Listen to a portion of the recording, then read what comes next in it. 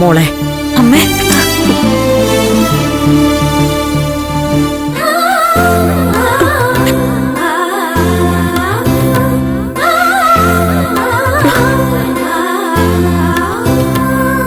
അല്ല, ഇതിനിടയ്ക്ക് അമ്മ ആരെയാ കാണാൻ പോയത്?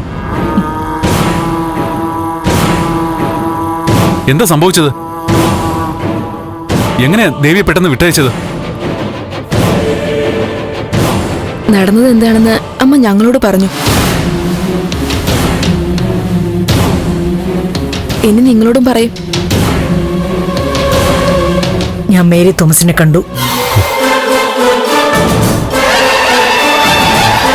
പറയേണ്ടതെല്ലാം പറഞ്ഞു. പറയേണ്ടതെല്ലാം എന്ന് വെച്ചാ? പറയേണ്ടതെല്ലാം തന്നെ പറഞ്ഞു. എന്ന് വെച്ചാൽ മേരി തോമസ് ആണ് തനൂജയുടെ അമ്മ എന്നുള്ള കാര്യം പറഞ്ഞു.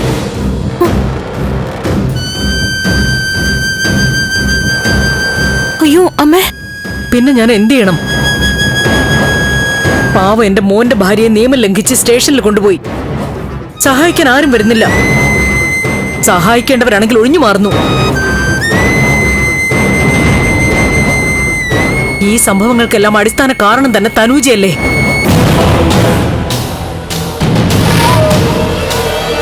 മേരി തോമസിനാണെങ്കിൽ എന്റെ പത്രസമ്മേളനത്തോടെ തന്നെ എല്ലാ കാര്യങ്ങളും മനസ്സിലാവുകയും ചെയ്തു.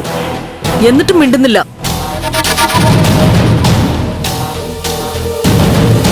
പിന്നെ ഞാൻ രണ്ടും കൽപ്പിച്ചു തന്നെ നിന്നേ. ദേവിയെ പുറത്തിറക്കിയില്ലെങ്കിൽ മേരി തോമസ് ആണ് തനൂജയുടെ അമ്മ എന്നുള്ള കാര്യം പരസ്യപ്പെടുത്തുമെന്ന് പറഞ്ഞു.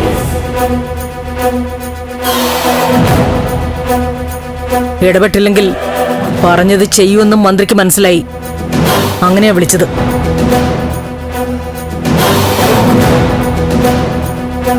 എന്റെ ജീവിതത്തിലെ ഏറ്റവും വേണ്ടപ്പെട്ടവർ സിദ്ധുവും നിങ്ങളുമാ.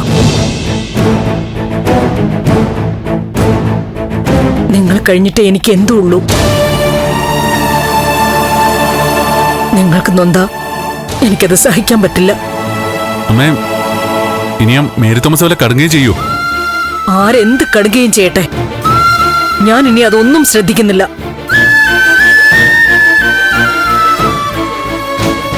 എന്റെ കുടുംബത്തിന് നീതി കിട്ടുന്നില്ല. അപ്പൊ പിന്നെ ബാക്കിയുള്ളവരെ കുറിച്ച് ചിന്തിച്ച് ഞാനെന്തിന് വേവലാതിപ്പെടണം?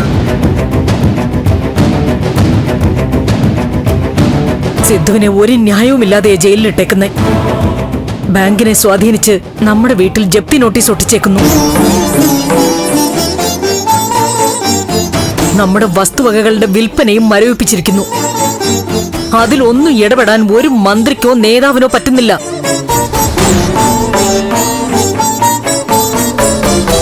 അപ്പൊ പിന്നെ നമ്മൾ എന്തിനാ അവരുടെ പ്രശ്നങ്ങളിൽ വിഷമിക്കണം? എന്തായാലും മേരി തോമസ് ഇവിടുത്തെ പ്രശ്നങ്ങളിൽ ഇടപെട്ട് തുടങ്ങുന്ന എന്റെ വിശ്വാസം. എന്തായാലും അവരുടെ അടുത്ത നീക്കം എന്താണെന്ന് നോക്കാം. വൈകാതെ അവരെ എന്നെ കാണാൻ ഇങ്ങോട്ട് വരുമെന്നാണ് തോന്നുന്നത്.